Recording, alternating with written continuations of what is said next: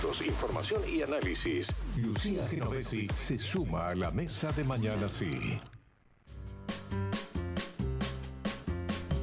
Buen día, Lu, ¿cómo estás? Muy buenos días, muy bien, ¿vos? Todo bien, acá andamos. Este horario me sienta bien porque ¿En vengo serio? con mate. Ah, claro, venís más preparada. Vengo como más equipada, Tenés ¿viste? más tiempo como para armar bien todo, ahí la yerba, el termo, Sí. todo, No espectacular. me hagas un primer plano, Silvana Fre, porque ya lo hice pedorro. Ya está lavado. El mate ya lo lavé, sí. Es que Bueno, es imposible no lavar el mate. me da vergüenza. Sí, pero No, se ven pero dos mates. mirá lo que es esto. Yo también. Yo la primera ya está, listo, te lo lavé todo. Todo, sí. Sí. No, yo tengo como a veces ritual, pero hay ¿En días serio? que voy medio apurada. ¿Y lo mantenés? Si estoy tranquila, ¿Posta? sí. No.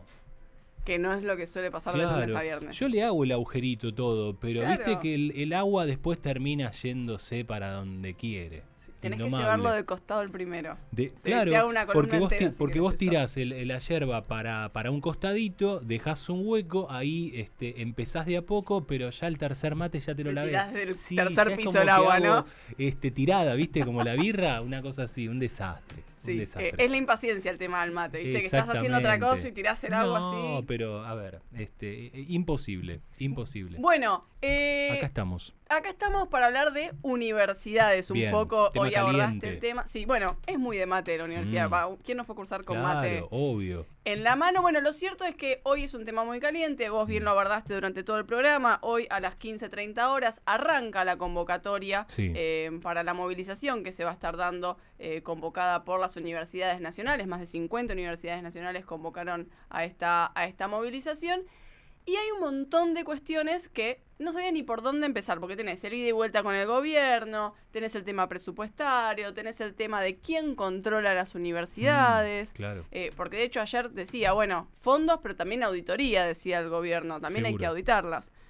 Que no es potestad del Ejecutivo auditar a las universidades. Pero ya vamos a ir a eso. Es que lo que tiene el gobierno, Lu, es esto, y esto también lo planteaba en campaña. Temáticas que por ahí no se ponían arriba de la mesa con una discusión, que era lo que conversaba con el diputado Ariel Rauschenberger, que el gobierno plantea cuestiones y creo que nosotros, como sociedad, medio o autoridades o lo que sea, tenemos que dar el paso un poco más adelante y darle un vuelo que sea, ¿no? Un debate profundo. Sí, yo venía pensando un poco en eso, porque uno cuando empieza a hacer el análisis dice, bueno, la verdad es que había cosas para mejorar. Por ahí, si uno se pone en sincero, por ahí sí, las auditorías, los controles, los fondos, las instalaciones. Por ahí uno, si se pone la letra chica, pero en este contexto lo que te pasa es que está esa sensación que donde el gobierno pone el ojo, lo cierra. Y ahí es donde, me parece que en este contexto es como que uno tiene hasta incluso miedo de hacer esa autocrítica o esa crítica, porque, no sé, hizo una bajada contra el INADI y enseguida el INADI desapareció. Con el Inca pasó algo similar. Entonces, el temor, y me parece que lo que moviliza, no es decir las universidades públicas funcionaban espectacular, sino que creo que es ese temor implícito a que sin guita no pueden funcionar. No, seguro. Y acá también es otro tema, ¿no? Que hasta dónde pone la mano el gobierno en acciones como estas tan drásticas, porque ocurre en Telam, o sea, Telam está cerrado, no está funcionando, pero los empleados siguen cobrando su salario.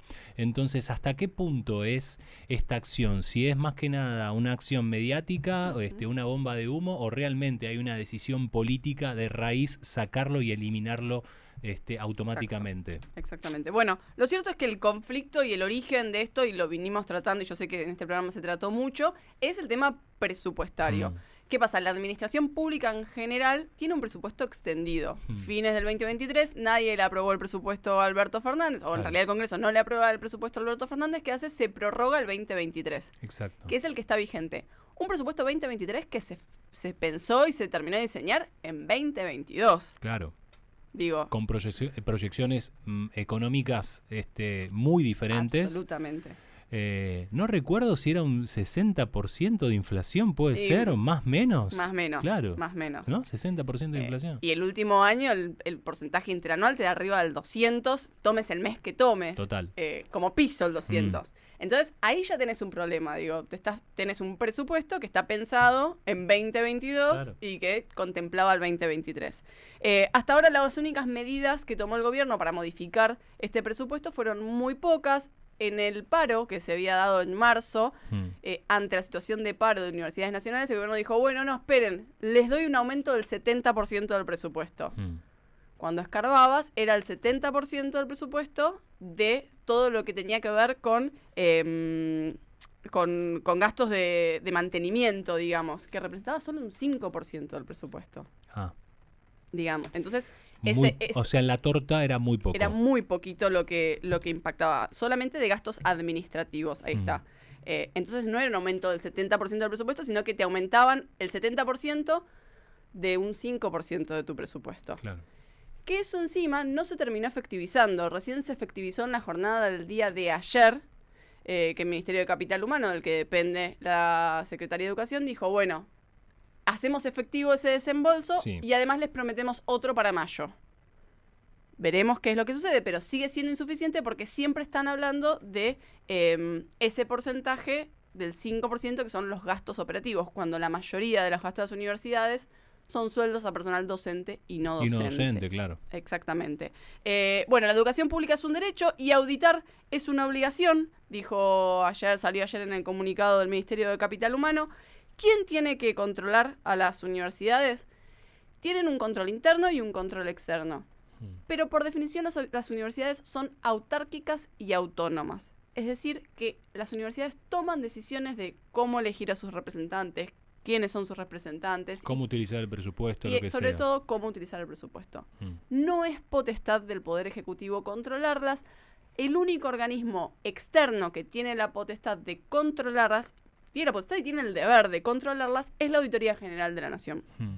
Entonces, ahí en esto, lo que dice el gobierno, hay un problema casi de estructura o de instituciones, que es que el gobierno nacional no puede controlar en qué gasta o en qué no gasta las universidades. Hay un montón de otros organismos que son autárquicos y que son autónomos y que reciben también, tienen un presupuesto y lo administran como quieren. En este sentido, me parece que ese llamado de atención también no es potestad del gobierno controlarlas. El gobierno debe transferir los fondos que corresponden por presupuesto y que están estipulados en el presupuesto, y después las universidades la manejan a gusto y piacere. Sí, sí debería haber una intervención. Pero con la GN, por ejemplo, exacto, qué sé yo. Controlando. ¿Qué pasa con el presupuesto? Decíamos que es un presupuesto que está congelado.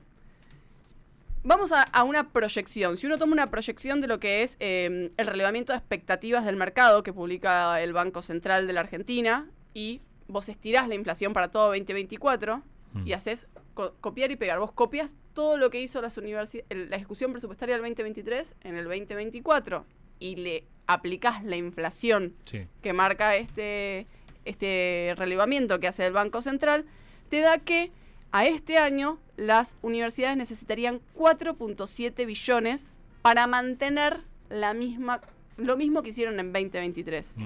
Hoy no llegan a 2 billones. Entonces ahí te marca la caída real en términos que es cerca del 70% respecto a 2023. Bien. Que insistimos, es para pago de sueldos la gran mayoría. Claro, sí. Sí, a ver, y otra de las cosas que digamos que se plantean es cómo debe funcionar para aquellos extranjeros que golpean la puerta y dicen quiere estudiar en la UBA. Bueno, ahí no tengo la respuesta de cómo debe funcionar, pero sí tengo el dato de cuánto representan estos estudiantes. La última información oficial que hay es la síntesis de información universitaria que publica el Ministerio de Educación de la Nación. Y ahí lo que dice es que el porcentaje de extranjeros en universidades argentinas representa en total un 4,3% del total de la matrícula. Es muy bajo ese porcentaje y es un 4% en universidades de gestión estatal y un 5,5% en universidades privadas, de gestión privada. Uno puede poner en duda o en debate el arancelamiento de personas que vengan a estudiar desde el extranjero, pero la realidad es que no mueve tanto la aguja porque es muy bajo el porcentaje de personas que estudian en la universidad pública. En realidad, de hecho, A 2021 estudiaban 2.700.000 personas en la universidad pública y estamos hablando de 120.000 estudiantes extranjeros. 120.000, sí. Sí, es muy bajito en ese sentido la proporción. Bueno, en términos reales, digo, sin hacer proyecciones, 30% menos tienen, digamos, fue la caída en este primer trimestre del presupuesto de las universidades. El problema también está con el tema de las universidades que tienen hospitales, como el Hospital y Clínica y demás. Clínica, sí. Exactamente, ahí igual el gobierno ayer anunció que iba a hacer un giro extraordinario, pero siempre sabemos que lo que viene pasando es que entre el anuncio y el giro, o la realización de ese anuncio... Hospital Escuela, que es una bandera insignia, ¿no? En estos últimos años, y más en épocas de crisis, son muchas las consultas y las demandas, ¿no? Sí. que tienen. Sí. Sí, y estoy tratando como de ser lo más objetiva posible y dejando de lado lo que uno considera de la universidad pública, Claro. digo. Yo estudié en la universidad. Yo, si no hubiese habido universidad pública, no hubiese arrancado la facultad después de la escuela, digamos. Pero digo, dejando de lado todo eso, la situación presupuestaria de las universidades es esta, y este es el inicio de por qué esta movilización y este llamado de atención que realizan las universidades, porque no nos alcanza, no vamos a poder seguir. Imagínense uno tener que hacer lo mismo que el año pasado, pero con el 70% del presupuesto del año pasado. Me contaban el impacto, ¿no? que tuvo ver las facultades y los pasillos a oscuras. La semana pasada que estuvieron haciendo estas acciones, fue de un impacto altísimo, ¿no? De mostrar un poco las consecuencias y hacia dónde, ¿no? podría llegar a ir si se sigue con este camino. O por lo menos lo que intentan, a partir de la comunidad educativa, docentes, rectores y distintos centros universitarios, de visibilizar estas acciones. Te paso un dato y un chismerío, si querés. Sí. Me pongo en tu piel. Dale. Varios rectores de universidades recibieron en la semana el llamado de gente vinculada al oficialismo ofreciendo el oro y el moro con tal de que no adhieran a esta movilización. Eso por un lado, como run, digo, porque hay un temor de que sea muy multitudinaria, y ahí ya, no sé si vos ya lo comentaste, porque por ahí estaba en viaje, pero hay un tema con las seguridades, digo. Sí, a ver, el humor social al gobierno le preocupa. Es algo que desvela, más allá que la cadena nacional se haya hecho unas horas antes de la movilización, es sin lugar a duda un dato para tener en cuenta, ¿no? La reaparición, digo, en cadena nacional del presidente a horas de la marcha universitaria, intenta por ahí marcar un poco esta necesidad de la exposición. Y por otro lado, el humor social, o sea, hay muchos actores que hoy por hoy acompañan al oficialismo, pero que también están acompañando la defensa de la educación pública en las universidades. Es que es transversal, acá no tenés un enemigo, no tenés una CGT, no tenés un gremio no tenés una organización de derechos humanos, si querés, digo, es una movilización que tiene como origen un reclamo y que es transversal, que atraviesa a varios sectores. Y ahí, bien vos decías, muchos van a ser los políticos que van a estar yendo a la marcha, y ahí, desde mi punto de vista, un acierto de la organización es que nadie va a formar parte del escenario. No va a haber políticos en el escenario, digo, cada uno que vaya puede ir de manera autoconvocada. Lo que contaban ayer, por ejemplo, los organizadores, es que las columnas van a estar divididas en tres. La primera van a ser los universitarios, después organismos de derechos humanos y por último los partidos políticos, o por lo menos esta es la intención. Para mostrar, ¿no? este reclamo, y que sea de alguna u otra manera legítimo, y que no se destiñe con caras que pueden llegar a generar por ahí algún que otro malestar. Y es que va a haber muchas caras que muchas caras antipáticas, digo, para lo que es en sí el reclamo y el provecho que le van a sacar algunos actores del oficialismo para desmerecer o, digamos, bajarle un poco el precio a estas acciones. Lo que sí está más que confirmado es el protocolo antipiquete, por lo menos desde el Ministerio de Nación. Van a estar con las 4 fuerzas federales. Vamos a ver cómo se desarrolla eso, digo, porque pienso en no cortar calles en una marcha que en la previa parece que va a ser muy multitudinaria, parece difícil. Sí. hay que ver cómo se organiza para que toda esa gente se pueda movilizar hacia el punto que quiere, sin cortar calles, pero sin que haya conflictos, digo. Uno de los ejes, por lo menos en lo que refiere a actos, es la desconcentración. También. La desconcentración es siempre un foco de conflicto, porque siempre tenés algunos grupos minoritarios que siguen en el mismo espacio y no desconcentran, no se van, y eso Impacienta. pone de muy mal humor a las fuerzas que están en ese momento llevando a cabo el operativo. Y además esto de que vos decís, Lu, a ver, va a haber mucha gente que va a estar llegando de distintos puntos. Estaba viendo hace un ratito, Plaza Jusey va a ser un punto. Sí. Ciudad Universitaria va a ser otro punto. Facultades Sociales también. Puan lo mismo. Entonces va a haber distintas salidas de columnas de distintos sectores de la ciudad. Entonces ahí está el eje. Por ejemplo, Plaza Jusey, el recorrido o el circuito que se me ocurre que va a hacer es Córdoba, Callao. Exacto. Pero bueno, después tenés de Rivadavia en Caballito, Rivadavia. O sea, Sí. por eso digo, Ciudad Universitaria lo mismo. Entonces ahí está, bueno, de cómo va a ser este desplazamiento de las distintas columnas. Te doy el último dato, porque digo, uno a veces habla de universidades y no toma dimensión. En la Argentina hay 2.700.000 estudiantes universitarios, 2.100.000 van a la universidad pública.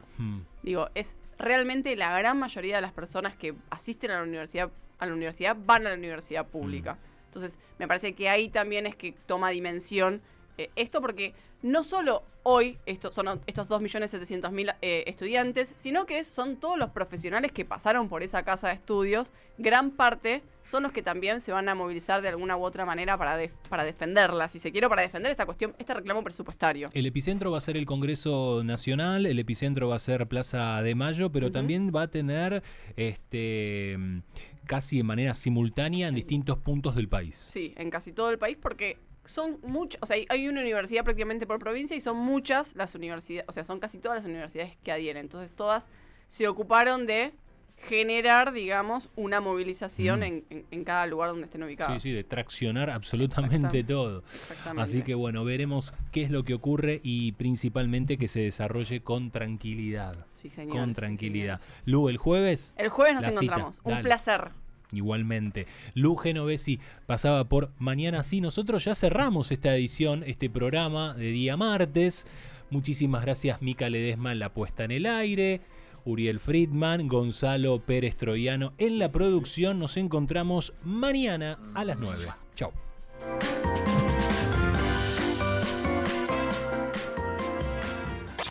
En minutos. Todas las cosas. Cuando elegís